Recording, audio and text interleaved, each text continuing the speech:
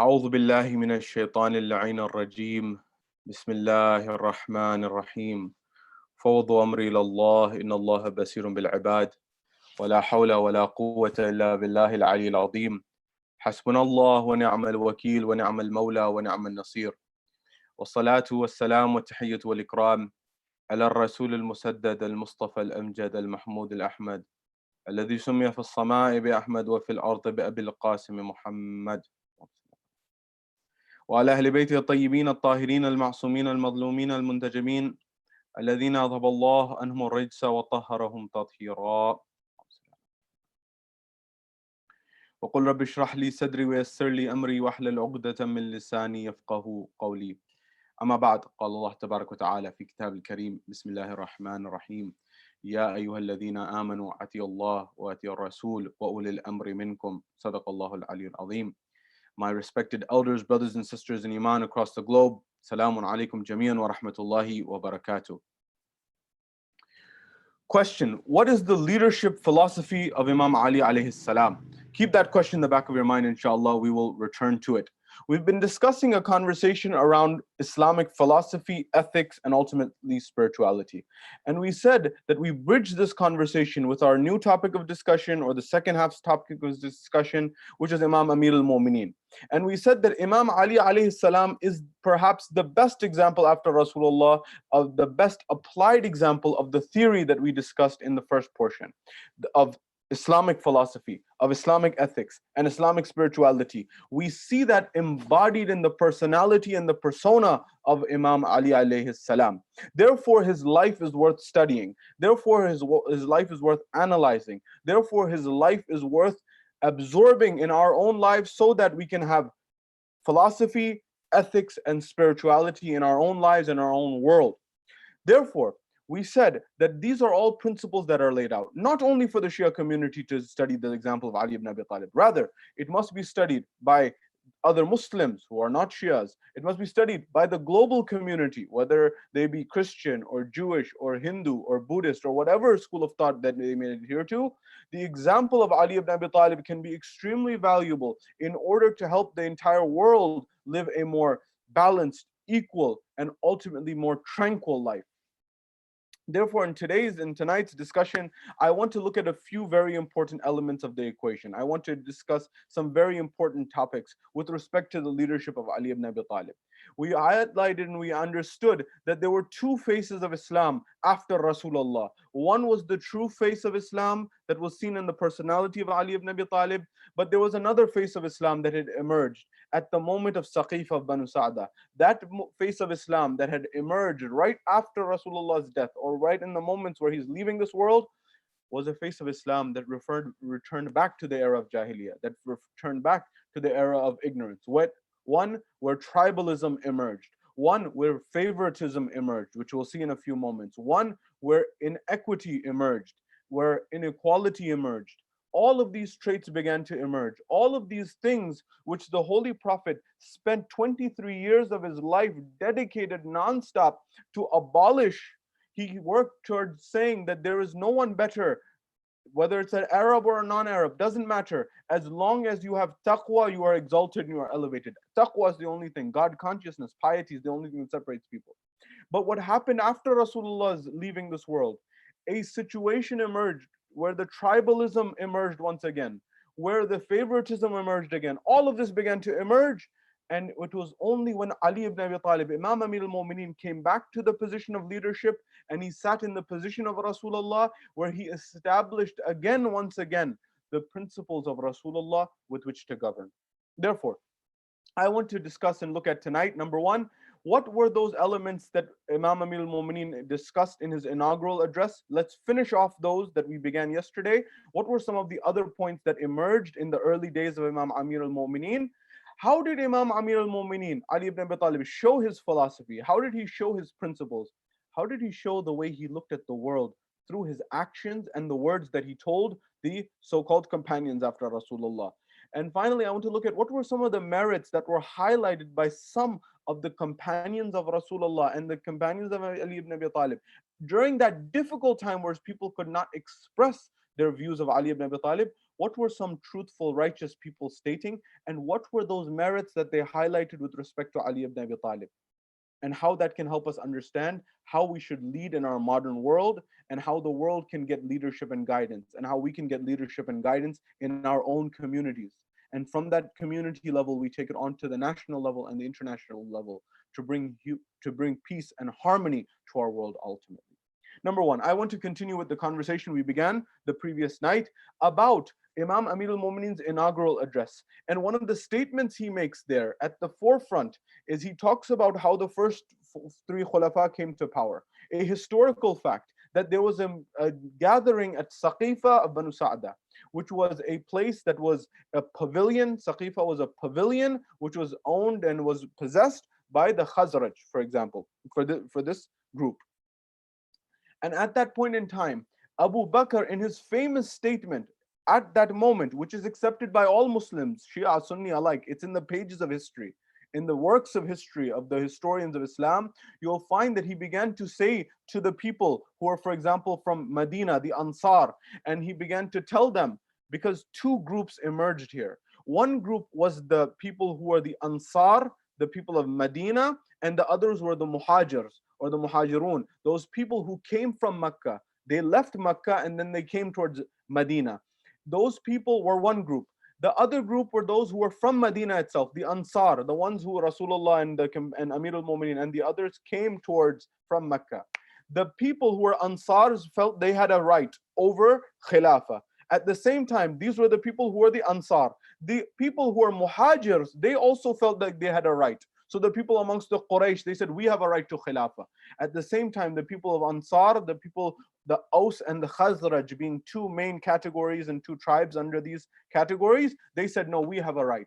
So Abu Bakr, at that point, Abu Bakr ibn Abi Quhafa, he comes forward. Historical facts. These are the things that I'm laying out, the principles that I'm laying out for the world to see. No, this is nothing about animosity. This is nothing to make character assassinations or moral attacks. This is to lay out why some of the brothers who were once, for example, followers of Ahl Sunnah wal Jama'ah, why they came to Tashayyu, for example. What were some of the reasons? What were some of the reasons that the followers of Ahlul Bayt highlight these principles? Not to point fingers or attack anyone, just the facts of the matter. What's the facts of the matter? Abu Bakr began to say at one moment in time to the Aus and to the Khazraj that were you not elevated in your tribe? And he revived this tribalism and said, is your tribe not better than this tribe? And is this tribe not better than that tribe? And don't you have a right over this? And don't you have a claim over this? And wasn't this person killed and wasn't that person killed? He began to make it personal and tribal at that moment in time. And when this ensued, the Quraysh or the people who are Muhajirs also began to say, well, we have a claim. We were the first with Rasulullah. We were the ones who spent the time 13 years in Mecca. You were not even in Mecca for 13 years. They began to tell the Muhajirs, they began to tell the Ansars. The Muhajirs began to tell the Ansars, you weren't even in Mecca with us. Do you know what difficulties we went through? Do you know about Sha'bi Abi Talib? Do you know about those difficult times? These types of conversations began to begin. So everyone began to think they are superior to the other. Everyone began to think they are better than the other. This revived a culture in Islam which was not from Islam. It was a culture which was from the ayyam of Jahiliyyah, the time in the period of ignorance, where people are thinking they are better based on their lineage, based on their pedigree, based on their family only. This was not the vision of Islam. The vision of Islam was equality. The vision of Islam was egalitarianism. The vision of Islam was to make sure everyone's right is looked after. And not because I come from a wealthy family, not because I come from a prestigious family, not because I come from so-and-so family, therefore, and such tribe and clan, therefore I'm exalted. No, the position of Islam. And this is why, if Islamic principles were truly understood, if Islamic principles were truly applied, then the world would begin to say that Islam is that one beacon hope for society and civilization. Unfortunately, this vision and this viewpoint of the true philosophy of Islam, the true ethics of Islam, the true spirituality of Islam, as taught by Imam Amir al-Mu'mineen, as taught by Rasulullah, that face has not been shown to the world. The face of Islam that has been shown to the world is the face of Islam of the Umayyads, the Umayyads. The face of Islam that has been shown to the world in modern day times is the face of the Abbasids. The face of Islam that has been shown is the face of the people who opposed Rasulullah through thick and thin. They were the ones who were going after Rasulullah at every moment. The people such as Abu Sufyan, who said to his lineage that there is no heaven, there is no hell, this is just a play. The same words that Yazid ibn Muawiyah said at the moment after Karbala in Kufa and Sham, when he recites the poetry, Laibat Hashim bil mulk wala khabaran wala ja'a nazal. This was what Yazid was saying. He was making it clear that neither his father, neither his grandfather, they didn't believe, they didn't accept the principles of Islam. Therefore, one thing that you and I have to notice is first principles. Because there are certain people who come forward today in our world and they say this, they put forward terms such as adala of the Sahaba, 100%. That means that everyone who was a Sahabi, who is a companion of Rasulullah, is adil by default. Well, hold on, what's the definition of a companion of Rasulullah? The definition that comes forward according to these same people for what is a companion of the Holy Prophet is the companion of the Holy Prophet is someone who saw the Holy Prophet with his eyes. And somebody, meaning somebody who saw the Holy Prophet with his eyes, even though he's his enemy. Abu Lahab saw him with his eyes, perhaps. For example, Abu Sufyan saw him with his eyes, perhaps. For example, Abu Jahl saw him with his eyes, perhaps. Does that make him a companion? Does that make him a Sahabi of the Holy Prophet? Anyone who saw Rasulullah is a companion automatically. And therefore, that's the first level. The second level, and if you saw the Holy Prophet, therefore you by default you are someone who is just. How is it possible? I ask the Muslim world, you must go back and we must go back and ask this question and go back to first principles. First principles is this idea of looking at the world and understanding, well, where did this belief come from? Is this my own belief or was this belief planted into my mind by someone else? And if you read the history of the page of Islam, you will realize very clearly and very categorically that this view, that all of the companions are adil, all of the companions are just, it was implanted in your mind. By who? By Banu Umayyah. Why? Because they needed to legitimize their rule and their position. Therefore, they created this narrative that the people who are with Rasulullah, they were the most exalted and they cannot be questioned. They cannot be questioned. Ali ibn Abi Talib, in his inaugural address, which I highlighted last night, please pay attention to this point. Ali ibn Abi Talib says, I am here to rule over you because you have picked me and you came to my door. And then right away he says, I am accountable to you, O people, and I am one just like you. He's saying you have the right to question me. But before you question me, realize that I may have a reason as to why I'm doing what I'm doing. He's laying a principle that no one is above the letter of the law. This principle that has been adopted in the West, this principle that has been adopted in modern civilization, this principle that has been adopted in the civilized world, so to speak, that principle, Ali ibn Abi Talib was the first one to say, no one is above the law. Even me, you can question me. This is the principle. What was the rule of law during the time of the first three Khulafa, during the times of the Umayyads? The thing was, certain people were above the law. Who? Those people who were ruling were above the law. Their families were above the law. Their tribes were above the law. Their clans were above the law. This is what the other face of Islam is. The face that has been shown to the world is part of this face. The true Islam of Ali ibn Abi Talib, of Rasulullah, does not have this. These issues, when they get confused amongst people, these issues arise. When you look at this, it becomes crystal clear when you look at the pages of history. What was the next point that Ali ibn Abi Talib, coming to our second point, what was the next thing that Ali ibn Abi Talib discussed with respect to after saying that I will give back the people their rights? He mentioned that, oh people, I will become, my first pledge is that I will become a blockade. I will get in the way of the people. Which people? The people who use the public treasury in order to build their own personal wealth, to build their own canals and water springs, to amass wealth and accumulate women and all of these things. Ali ibn Abi Talib said, I will be the first person who stands in their way, and I will look and investigate. If they got their money, if they got their wealth from just means, they can keep it, no problem. I'm not here to take it away from them. It was just means.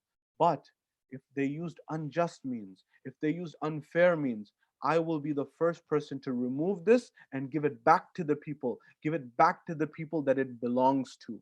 This was the pledge. This was the virtue. This was the element, and this is the ethos. Ali ibn Abi Talib is sharing his philosophy. He's showing you his philosophy. He's showing you how he thinks. He's showing you how he acts with his ethics. And he's showing you his spirituality. They are all one and the same. They are part of the same being. He's giving leadership lessons here. The next element, I continue now from where we left off the evening before. Ali ibn Abi Talib then says, "O people, I want to make it clear to you." Amir al-Mu'mineen is addressing the people. "I know that certain people, they had a special treatment during the time of the first three khulafa. They had a special treatment. Why? Because either they were considered companions and had the company of Rasulullah, number one, or they fought in the battles of early Islam. And they have been using these two pins, if you will. They have been using these two pillars, if you will. They have been using these two symbols, if you will, in order to get special treatment." He says, Amir al-Mu'mineen says, today all of that ends. The special treatment of people thinking that if they had the company of Rasulullah, they get special treatment. Or if they fought in the past battles, that special treatment, it ends today. Because the people who were saying that they were in the company of Rasulullah, they began to get special positions. Certain tribes began to get special positions. Certain families began to get certain positions and special positions. And furthermore, people who had fought in battles or said they were with Rasulullah in battles, even maybe if they were running away from battle, doesn't matter. They said they were with Rasulullah, they got special treatment. How is this fair? How is this just? Ali ibn Abi Talib said, no, special treatment ends. For those people who had the rightful company with Rasulullah, who are just with Rasulullah, who are fair with Rasulullah, who are good companions of Rasulullah, and those people who fought with Rasulullah, were courageous, were honest, and worked diligently, both these people, you will be rewarded by your Creator, by Allah subhanahu wa ta'ala. You will be rewarded by your Lord. Remember, this is the principle of Ali ibn Abi Talib has been being laid out, and the principle of the opposition of Ali ibn Abi Talib is being laid out. Rasulullah said that after, when Ali ibn Abi Talib was alive, he said, "Oh Allah, this is Ali." He was telling the people, Rasulullah knows, he's saying, "Allahumma adril haqqa haythuma dar Ali." Oh Allah, divert truth to wherever Ali ibn Abi Talib is. That means wherever Ali ibn Abi Talib is true, there is truth there, because truth is supposed to follow Ali ibn Abi Talib. Ali ibn Abi Talib is not supposed to follow truth. What does it mean? Not that Ali ibn Abi Talib doesn't follow truth. No, Imam Ali is the standard of truth. He is the flag bearer of truth. He is the principle of truth. That's what Rasulullah said. That's the essence. That whenever you see truth and want to see truth, go to Ali ibn Abi Talib. What was the opposition's view? Ali ibn Abi Talib said, no special treatment if you say you're a companion of Rasulullah. No special treatment if you say, for example, you fought in the battles with Rasulullah. Who knows where you are running off to? He says the principle lays here. You will be rewarded. If you are right, you will be rewarded by your Creator on the Day of Judgment. But not here. Here, anyone, whether they became Muslim 20 years ago or whether they became Muslim today, everyone is the same. There's no difference. Notice here, at that the same statements of Amr ibn As ibn Wa'il. If you remember a few nights ago, I mentioned that Amr ibn As ibn Wa'il, his father, the one who taunted Rasulullah and called him Abtar. Then Surah Al-Kawthar was revealed at that moment in time. His son, Amr ibn As, who was one of the main people in Karbala, one of the main people who helped Karbala happen, that same person, after he leaves the governorship of Egypt under Uthman, he is waiting because he knows Ali will not give him that position. He asks his two sons, when Uthman is assassinated, should I go under the banner of Ali? Should I go under the banner of Muawiyah? At that point in time, one son says, "Oh my father, go under the banner of Ali, for surely that's better in the hereafter." The other son says, "Go under the banner of Muawiyah, for surely that's better in this world." At that point in time, Amr ibn As, he lays out his philosophy, he lays out his ethics, he lays out his principles, he lays out his worldview. What does he say at that point in time? He says, whoever goes with Ali will get the akhirah, whoever goes with Muawiyah will get this dunya. Well, look at it here and understand that the akhirah is credit and this dunya is cash. It's wiser to take cash and leave credit for another day. He's laying out his principle, meaning he didn't believe in true Islam. He didn't believe in the principles of Islam. All he wanted was the seat of position. That is what Ali ibn Abi Talib alayhi salatu wassalam is saying. Imam Amir al-Mu'mineen is saying so clearly. And I'm repeating, I'm not saying for animosity's sake. I'm saying so the principles are laid out, so the Muslim world knows why the followers of Ali ibn Abi Talib, why we love Ali ibn Abi Talib, why we respect Ali ibn Abi Talib, why we dedicate our lives to Ali ibn Abi Talib. It's not because he's from the line of Rasulullah. It's not that. It's not that Rasulullah, he's a Rasulullah's cousin. It's not that he's a Rasulullah's son-in-law. It's not that Rasulullah called him his brother. It's because Allah picked him. And Allah picked him because he had the best ethics. He had the best morality. He had the best traits. That's why Allah picked him. That's why we follow Ali ibn Abi Talib. At that point in time, Amir al-Mu'mineen says that all this special treatment, tomorrow it ends. Everyone comes to the courtyard of the masjid tomorrow, and I distribute the Baytul Mal evenly to every individual. The next day, all the people gathered in the courtyard of the masjid. When they gathered in the courtyard of the masjid, at that point in time, when they gathered, at that moment, what happened? Ali ibn Abi Talib began to distribute 3 dinars to every single person there who was there. The rich got 3, the poor, whoever had the ability, everyone indiscriminately, no matter what family, no matter what lineage, no matter what heritage, everyone got the same. 3 dinar, 3 dinar. One man stood up and said, "Ya Ali, I got 3 dinars and he got 3 dinars," pointing to a man. He said, "Until yesterday, that one who just got 3 dinars, he was my servant, he was my slave until yesterday. And today you give me 3 dinars and you give him 3 dinars, the same?" Ali alayhi salam says, "By Allah, I did only that which is right. I did only that which is just. I did only that which is true. And that is to give fairly and equally." The only difference, he understood the principle that Rasulullah had laid out, that the only difference between individuals is based on taqwa. There is no difference. Arab and Ajam, there's no difference. Furthermore, when this happened, there was a group of certain people, certain individuals were there who were not happy with this. Who are these people? There were certain people who are not happy with this movement. Who are these people? For example, the likes of Talha and Zubair. Talha, Zubair, Abdullah ibn Umar, Sa'id bin Anas. These people, Marwan, all of these 5 individuals, they were in the courtyard as well. They didn't accept. They said, "We don't accept this, that you say that everyone gets the same amount, and we who are the companions of the Prophet, we get the same as everyone else. We who fought battles with Rasulullah, we get the same as everyone else." They didn't accept. They left right away. When they left, they came back the next day. I'm stating the pages of history accepted by Muslims. If you want to research, I invite you to research. They came back the next day. When they came back the next day, they sat in a separate corner to show their separation.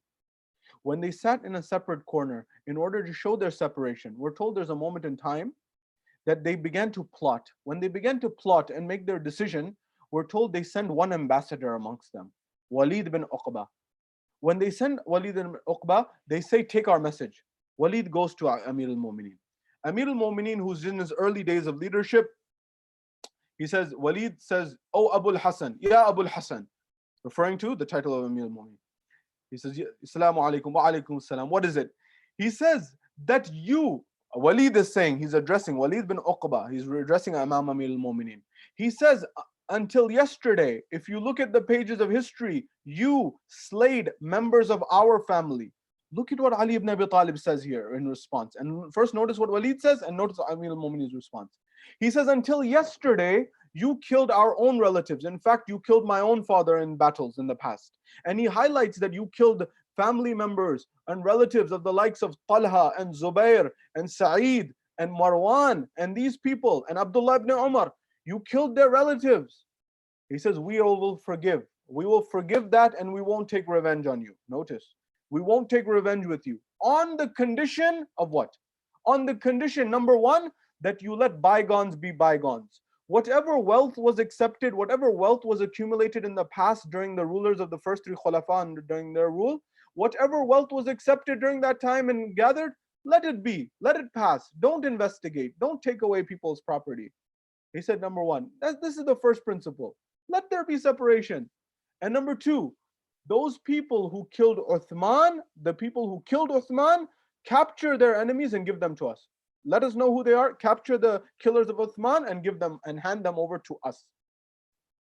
So they said, three principles they laid out. They said, first of all, Ali, if you accept, we will forgive you if you accept our two conditions. We will forgive you the blood of the people that you killed of our family, when we won't fight you, we won't bother you. If you accept the conditions that you let the past be the past and you don't change anything from the past, and you give us over the killers of Uthman. What did Imam Amir al-Mu'mineen say to this? Look at the intelligence of Ali ibn Abi Talib. Ali ibn Abi Talib, Imam Amir al-Mu'mineen says in another statement at another time, he said, I know the politics of Muawiyah. I know the politics of the Umayyas. I ask those people who come forward and say Muawiyah radiyallahu ta'ala an, who have the audacity to say this, that Muawiyah is the same as Ali ibn Abi Talib. I ask you, have you read the history of Muawiyah? Have you read the life and times of Muawiyah? Have you read the belief system and what he himself proclaimed with his own mouth? That you begin to call him Amir, that you begin to call him Amir al-Mu'mineen? Do you not have fear of Allah subhanahu wa ta'ala when you use these terms for these individuals?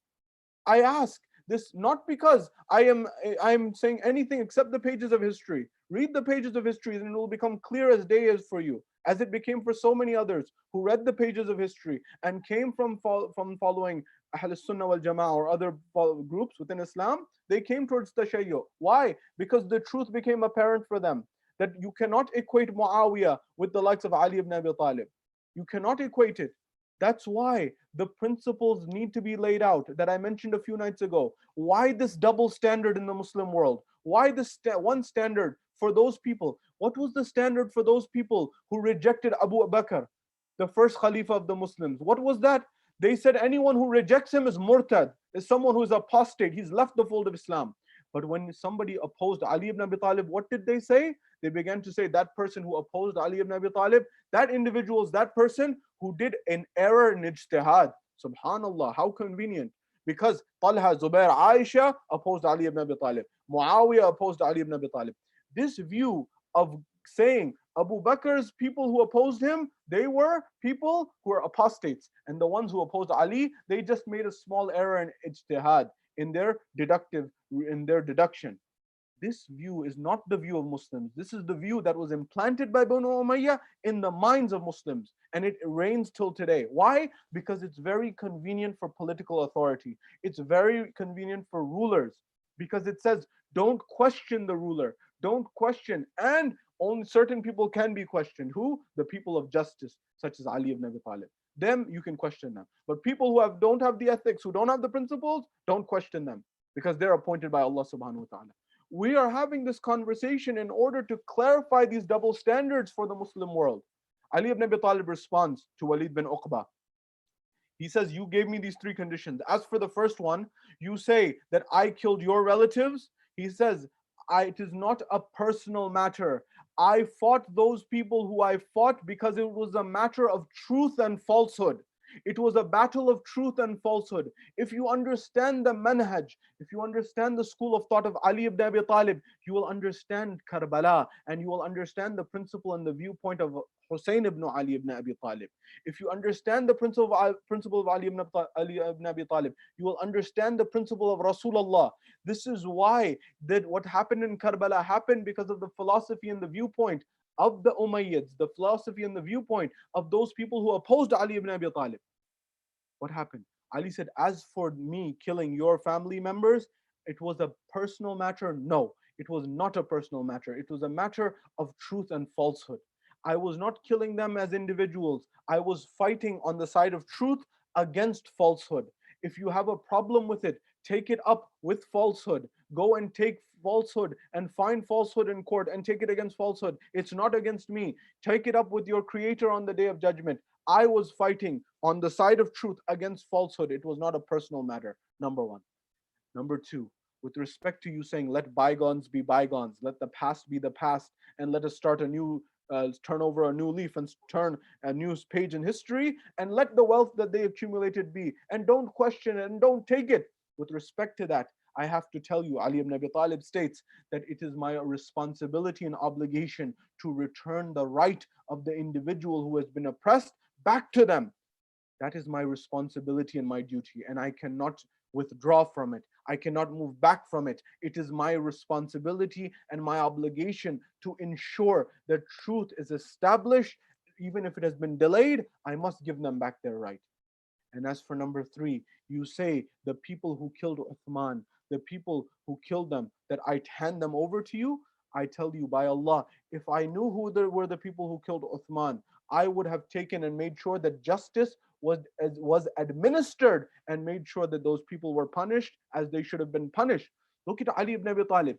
Even those people who took his right, who usurped his right, he was willing to help them. He was willing to advise them. The likes of Umar that said, "Lawla Ali la halak al Umar," that if it was not for Ali and his justice and his guidance and his advice, that Umar would have perished. Furthermore, when you look at Uthman, Uthman is someone who took the right and he usurped the right of Ali ibn Abi Talib, the seat of Ali ibn Abi Talib that was given to him by Rasulullah. Yet look at Ali ibn Abi Talib. He's laying his principle, his philosophy, his ethics, that if I knew who had killed Uthman, I would have dealt with them the same way I would deal with everyone in terms of justice, in terms of truth, in terms of righteousness. Why else would I do? What else would I do? I would deal with justice and fairness and equity. So he laid out his principles and he called them out. He said, if you do not accept, I'm sorry, you do not accept. But I cannot bend my principles. I cannot bend my truth, my justice, my equality. I cannot do this. This is why we love Ali ibn Abi Talib. This is why we hold the affection of Ali ibn Abi Talib dear in our hearts. Why? Because he sought to establish justice and truth in society by any means necessary, even if it cost him everything and it cost him his life. They assassinated Ali ibn Abi Talib. But that's the principle, because once justice is established in society, life for everyone becomes more fair. Life for everyone becomes more equal. Life for everyone becomes more equitable and harmonious. Why is it that today, some people in our world, with COVID-19, for example, some people are able to live in safety and security, and other people are not able to? Some people have to go work, and some people have to put their lives on the line, and some people are sitting, for example. I'm not talking about those people who are on the front lines and those first responders, the doctors, the nurses, the physicians, the people who are first responders, who are serving. Those are the heroes of our society, and we must applaud them and we must respect them. But I'm talking about, why is it that certain lives and some lives are not as valuable as others? Why is it that certain people, for example, must go to work even if their life is on the line, even if they're ill, even if they're having some challenges, difficulties there? But there's certain people who have prestigious families, who have wealthy families, who have all of the things that they inherited, that they got. They may be fortunate in this situation. This was what Amir al-Mu'mineen was saying, that there is no special lineage, there's no special VIP treatment for individuals. He sought to establish justice on earth. Sa'ad ibn Abi Waqqas was a companion of Rasulullah, of Amir al-Mu'mineen. You know, the time of Amir al-Mu'mineen, the time during the first three Khulafa, the time during the Umayyads, 90 years Ali ibn Abi Talib was cursed. Why? Sayyid Hakim comments on this. Why did they curse Ali ibn Abi Talib for 90 years? Why? It was not that they were just after Ali ibn Abi Talib. They were after Rasulullah himself. They could not curse Ali ibn Abi Talib, they could not curse Rasulullah himself. Because if they cursed Rasulullah himself, people would say you are out of the fold of Islam right away, straight away. So they said, who is the closest one to Rasulullah? Who is the brother of Rasulullah? Who is the self of Rasulullah? Let's find him, let's curse him, let's torture him, so that we can show our animosity. That is why they had the hatred towards Imam al-Husayn alayhi salam. It was not because they had hatred towards Imam al-Husayn alayhi salam, just because Imam al-Husayn alayhi salam. It was because they were taking out their revenge on Rasulullah through his closest people, his grandson, who he said, Rasulullah himself said, Husaynu minni wa ana min al-Husayn. أحب الله من أحب حسينا. Where Rasulullah is saying, for example, he said, Al-Hasan wal-Husayn سيدي شباب أهل الجنة. Al-Husayn, Hasan al-Husayn, imaman, qama aw qada. Hasan and Husayn are imams, whether they are sitting or standing. Hasan and Husayn are Sayyid Shabab Ahl al-Jannah, the leader of the youth of paradise, a paradise where everyone is youth. This is the principle that was laid out. But they wanted to destroy the position of Rasulullah, but they couldn't do Rasulullah. So they found people around Rasulullah. That is their strategy. That is how they did it. That's why, otherwise, why for 90 years? After Ali ibn Abi Talib has left this world physically, you're still cursing him. It's because they hated the principle of Ali ibn Abi Talib. No, they hated the principle of Rasulullah, which Ali ibn Abi Talib established. And when he established this principle, they said, we can't curse Rasulullah, let's curse Ali. So what happened? What happened after that? Sa'ad ibn Abi Waqqas was asked in a gathering amongst companions.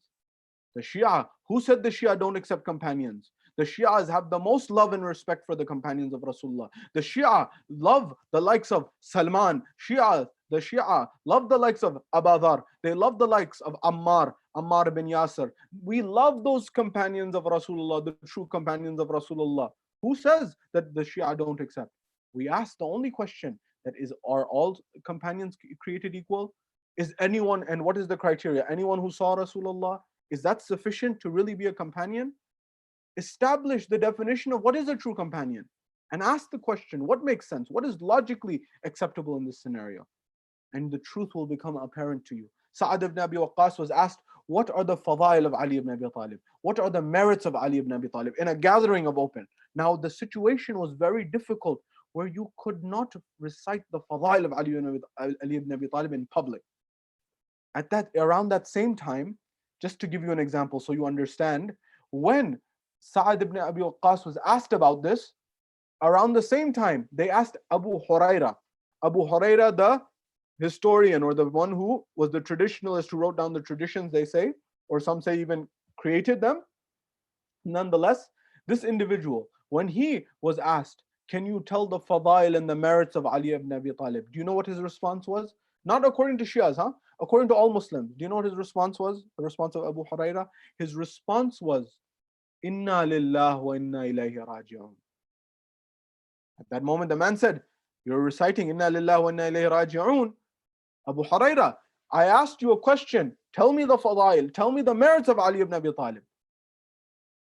At that point in time, it's said that Abu Huraira said that I prefer life to death. I cannot tell you the merits. This is the truth. This is honesty. This is integrity. Why? Because he knew there would be repercussions. He knew there would be an attack on him. He knew that he would get in trouble if he recited the fadail of Ali ibn Abi Talib. Anas bin Malik. By the way, Abu Huraira, they asked, where were you on Ghadir? He said, on the day of Ghadir, I was close by the mimbar of Rasulullah. I was close by the pulpit of Rasulullah, the one that was made with the camels' saddles. He said, you forgot? He said, I prefer life over death. This was his response. That he knew Ghadir happened, but he knew that it would take away from his wealth, it would take away from his life if he said the truth. Anas bin Malik was asked, where were you on the day of Ghadir? He says, I'm one of the people who helped Rasulullah on the mimbar. I'm one of the people who helped Rasulullah stand on the pulpit. He said, recite the fadail of Ali ibn Abi Talib. Say the merits of Ali ibn Abi Talib. Tell people. Anas looks down. He says, I have many children and I don't have much money. I don't have much income. And I prefer life over death. I cannot tell you the fadail of Ali ibn Abi Talib. This is this is the truth? This is righteousness? I ask, maybe we don't ask Anas bin Malik, maybe we don't ask Abu Huraira, but at least for the Muslim world, ask those people who put the policies in place that made Abu Huraira afraid, that made Anas bin Malik afraid, that they were not even willing to recite the fadail of Ali ibn Abi Talib, although they knew the fadail. Who created this air of trepidation? Who created this air of fear? Who created this environment? I ask and leave that as an open question for the Muslim world. Look and analyze the pages of history and you will begin to see the truth. You will begin to see righteousness. The only condition is you come with an unbiased heart. You come with an unbiased mind. They said, Sa'ad ibn Abi Waqqas, we ask you, tell us the fadail of Ali ibn Abi Talib. He says, I tell you, in this environment of fear and trepidation, look at the courage of Sa'ad ibn Abi Waqqas. He says, I tell you, there are 4 merits of Ali ibn Abi Talib that if I was given the life and the rulership of Nuh alayhi salam, if I was given the years, 950 plus years of Noah, I would not accept that life and that span and that rulership. I would prefer these merits that were given only to Ali ibn Abi Talib. They said, Sa'ad, what are those merits? What are those fadail? He says, number 1, the day of Khaybar, One of that day was a special day for Ali ibn Abi Talib. Why? He says, Rasulullah said, لَأُوتِيَنَّ الرَّايَةَ غَدًا رَجُلًا كَرَّارٌ غَيْرَ فَرَّارٌ. He says that on that day, Rasulullah said, tomorrow I will give the flag, I will give the alam, I will give the standard to that individual who is victorious, he is non-retreating, he is karrar, he is غير فرار. He is the person who is none other, who became none other than Ali ibn Abi Talib. Because everyone wanted that flag and that banner on that day, because Allah's messenger had said, he is that individual. Whoever I will give the standard to tomorrow, whoever I give the flag to tomorrow, will be that individual, will be that person who he loves Allah and his messenger, and Allah's messenger and him love this individual. Every companion wanted this, and they stayed up all night in order to get it and pray that they would be the individuals who would get it. At that time, Rasulullah, he gives the flag to Ali ibn Abi Talib. No one except Ali ibn Abi Talib got this flag. This was the first merit of Ali ibn Abi Talib, that everyone wanted it, but no one was able to get this except Ali ibn Abi Talib. He said, what's number two? He said, Sa'ad says, the second merit of Ali ibn Abi Talib, which no one else had, was that delivery of ayat of Surah al-Bara'at, of Surah Tawbah. When Surah Tawbah was revealed, at that point in time, Rasulullah is in Medina, the message is going towards the Meccans. Allah is upset with the Meccans, the Quraysh, the people who fought the Muslims, he's upset with them. Surah al-Bara'at, Surah Tawbah, the one chapter of the Quran that does not have a Bismillahir Rahmanir Rahim. It does not begin with, in the name of Allah, the most beneficent, the merciful. Why? Because Allah is declaring his upsetness with the people. At that point in time, Abu Bakr is the one who goes towards the Meccans in order to send the revelation of this chapter. At that point in time, accepted by all Muslims. This is not something that is partisan. All Muslims accept this in the tafsir and the revelation of Surah Tawbah. What happened? When he reached almost halfway, Abu Bakr, towards delivering the message, Jibreel descended to Rasulullah and said, Ya Rasulullah, Allah says that either you must deliver Surah Tawbah or Surah Bara'at, either you must deliver it or someone from you. That is either you or your likes. At that point in time, Rasulullah called Abu Bakr back and he sent Ali ibn Abi Talib. They said, Ya Rasulullah, you're calling Abu Bakr back and you are sending Ali ibn Abi Talib forward? He says, there is no one who is myself except Ali ibn Abi Talib. I asked the Muslim world who says that Rasulullah never appointed. Did you forget Ghadir, number one? Did you forget Da'wat Dhul Ashira? Did you forget that moment where Rasulullah said, either myself or someone who is me, my nafs, needs to go? Ali ibn Abi Talib. Abu Bakr was brought back and Ali was sent forward. Sa'ad ibn Abi Waqqas says this was the second principle, the second merit, that if I had this, I would not even care for the rulership and the lifespan of Nuh and in the merits of all of that of a Nabi. I would prefer this trait that Ali ibn Abi Talib was given. He says, what else? He says, when it was stated to Rasulullah, Ya Rasulullah, close all of the doors of the masjid, وَسَدَّ الْأَبْوَابَ إِلَّا بَابًا, and leave the door of Ali open. All of the doors except the door of Ali has to be closed. Why? Because the doors of the companions, of some of the companions, used to open into the masjid. Their house had a connection directly into the masjid. However, some of these people did not adhere to the ritual purity, and sometimes they would come in and out of the masjid in a state with such as that. But at that point, Allah said that close all the doors and have them all closed. Everyone must enter from the front. They cannot enter from their own doors except the door of Ali and Fatima.